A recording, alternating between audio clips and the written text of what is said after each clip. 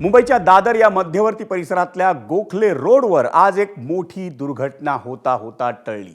झाडाचं खोड काढून टाकण्यासाठी जेसीबीचं काम सुरू असताना जमिनीखालच्या गॅस वाहिनीला धक्का लागला आणि त्यामुळे मोठ्या प्रमाणावर गॅस गळती सुरू झाली।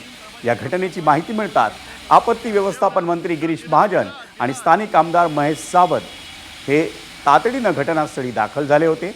दरम्यान गॅस गळती थांबवण्यासाठी पोलीस, अग्निशमन दल आणि मुंबई महापालिकेचे अधिकारी हे युद्ध पातळीवर दुरुस्तीचं काम करून घेत आहेत। गॅस पाईपलाईन दुरुस्तीचं काम सध्या अंतिम टप्प्यात आहे आणि पुढच्या अर्ध्या ते 1 तासात परिस्थिती सुरळीत होईल असा दावा प्रशासनाकडून करण्यात आला आहे।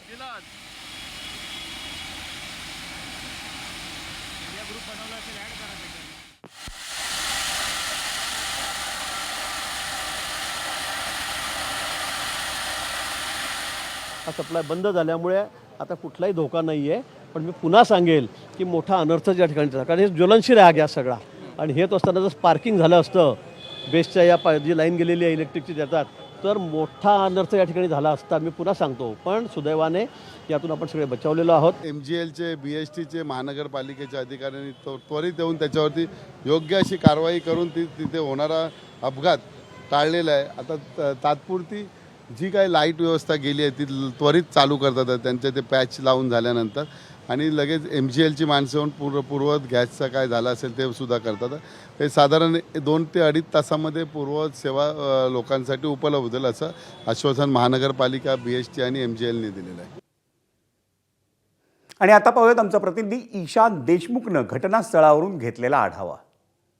दादर परिसरामधल्या गोखरे रस्त्यावरती जो MGL पाईपलाईन आहे त्या पाईपलाईनमध्ये कुठेतरी आपण बघू शकतो की एक लिकेज झाला आणि त्यामुळे मोठ्या प्रमाणावरती गॅस हा बाहेर आपल्याला दृश्यांमध्ये देखील पाहायला मिळाला। सध्या आता एकदम युद्ध पातळीवरती हा संपूर्णपणे गॅस बंद करण्याचा प्रयत्न देखील महानगर गॅसकडून सध्या सुरू आहे। सध्या आपत्ती व्यवस्थापन मंत्री गिरीश महाजन देखील घटनास्थळावरती पोहोचले आहेत। त्याचसोबत इकडचे स्थानिक आमदार महेश सावंत देखील या ठिकाणी पोहोचले आहेत, त्यांच्याकडून देखील पाहणी करण्यात येत आहे। त्याचसोबत मोठ्या प्रमाणावरती महानगरपालिकेचे कर्मचारी असतील, पोलिसांचे मोठ्या प्रमाणावरती कर्मचारी इकडे उपस्थित आहेत, स्वतः इकडे DCP देखील पोहोचले आहेत।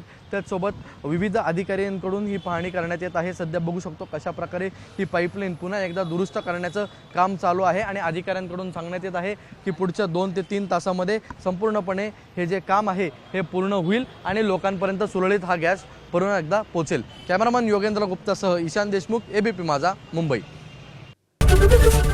ABP माझा, उघडा डोळे बघा नीट।